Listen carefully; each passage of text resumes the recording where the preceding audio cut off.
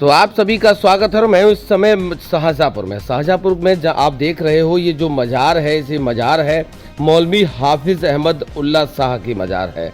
इनका बहुत छोटा सा संक्षिप्त परिचय पहले मैं आपको दिखा दूं कि वास्तविकता जो ये मज़ार है लगभग 1968 के आसपास की है। आप देख सकते हो जिस तरीके से आज भी यहाँ लोगों का आना जाना निरंतर लगा रहता है। मैं एक बहुत छोटा सा परिचय आपको देता हूँ। ये मौलवी अहमद उल्ला शाह का जन्म 1769 ईस्वी में चीनापट्टनम स्थान पर हुआ था। इनके जो पिता थे वो सैयद अहमद अली महान योद्धा टीपू सुल्तान की सेना में थे। अब टीपू सुल्तान की सेना, आप लोग समझ सकते हो कि टीपू सुल्तान की सेना में थे तो किस तरीके के क्रांतिकारी रहे होंगे। अब चूंकि ये दृश्य भी आप देखते चलिए, छोटा सा मैं उनका परिचय भी देते रहा हूँ।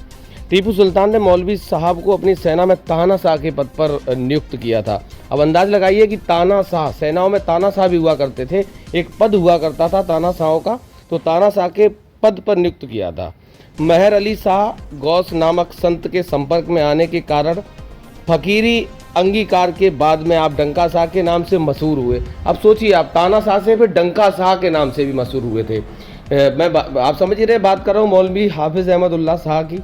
दूसरी बात यह कि मौलवी साहब ने टीपू सुल्तान, महारानी झांसी, नानाजी राव व बेगम हजरत महल के साथ साथ फिरंगियों के विरुद्ध अनेक युद्ध भी लड़े थे। चूँकि युद्धों की अगर बात करूं तो बहुत पुराना इतिहास रहा है हमारे देश का कि जहां बहुत सारी लड़ाइयाँ हुई, क्रांतिकारियों की लड़ाइयाँ हुई। अब देखने वाली बात यह है कि युद्ध लड़ने के बाद 1858 को विश्वासघात के कारण, मतलब जो सेना में लोग हुआ करते थे, मुंशी हुआ करते थे, पादरी हुआ करते थे, उन्होंने विश्वासघात के कारण पुवाया में वीर गति को प्राप्त हुए। यानी कि जो पूरी सेना थी, सेना में किसी ने विश्वासघात किया था और तब जाके उनके साथ वो घटनाक्रम हुआ था।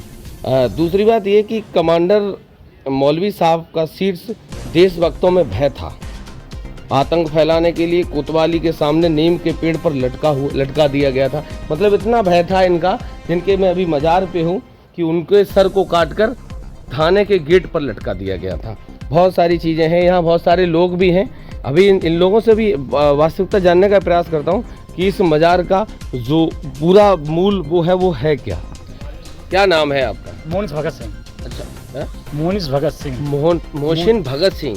तो मोहसिन के आगे भगत सिंह का क्या लॉजिक, क्या समझ नहीं आया? असल में भगत सिंह की मैं प्रभावित हूँ और उनको अपना जो आदर्श गुरु मानता हूँ। अच्छा, भगत सिंह की कौन कौन सी चीज़ों से प्रभावित हैं? जैसे कि भगत सिंह 23 वर्ष की उम्र में धार्मिक कट्टरता को छोड़कर, ठीक है, उन्होंने बताया समाज की दुनिया को कि धार्मिक कट्टरता को छोड़कर भी आप जो है मानव सेवा में अच्छे काम कर सकते हैं और देश के लिए अपना योगदान दे सकते हैं। आप अभी क्या करते हैं इस टाइम? LLB नहीं, सेवा के तौर पे क्या करते हैं? भगत सिंह रक्त सेवा मंच चलाता हूँ। अच्छा, रक्त जो सेवा लोगों को ब्लड डोनेट करता है। जी जी। तो आपने कभी करा? जी जी। कितनी बार? 8 बार। अच्छा, मैं जिस दरगाह पे मज़ार पे हूँ, इसका इतिहास क्या है? इसका इतिहास कहा जाता है कि ये जो है फैजाबाद से लड़ते हुए शाहजहाँपुर पुआएँ तक पहुँचे थे अंग्रेज़ों के विरुद्ध। तो पुआएँ के एक राजा हुए शायद जगन्नाथ राजपूत, तो उन्होंने गद्दारी की थी, तो उनका सर वहाँ इनका सर जो है वहाँ काट दिया गया था, अंग्रेज़ों ने जो है शहीद कर दिया गया था।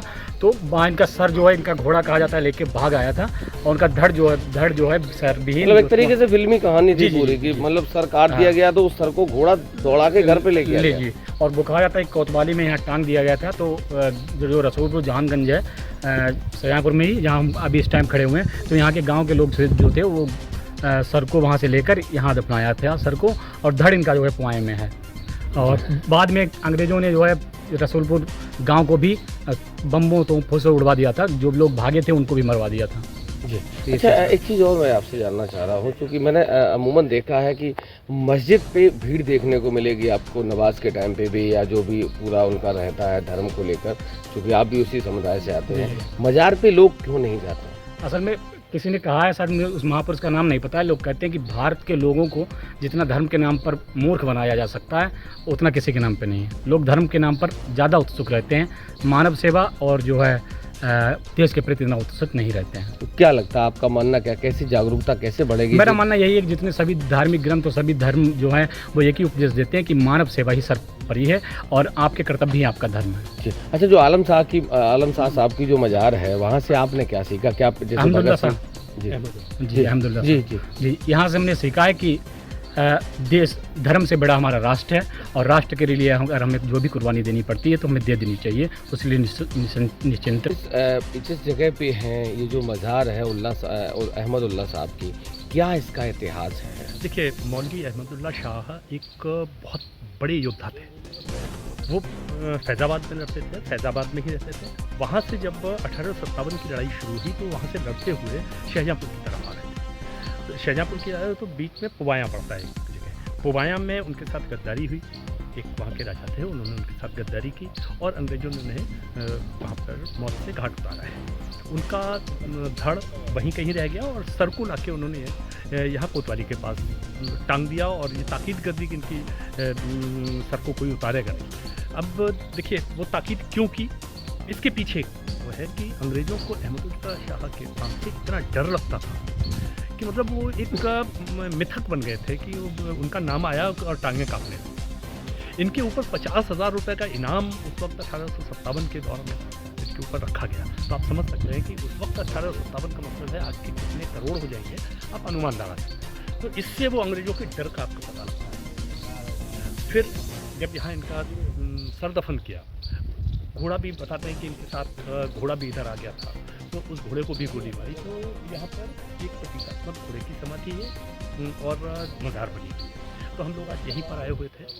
ये अहमदुल्ला शाह का है। जी, अच्छा एक चीज़ और आपसे जानना चाह रहा हूँ, आप शायद हिंदू समुदाय से आते हैं। जहाँ मैं खड़ा हूँ आप देख सकते हो कि बगल में मस्जिद है।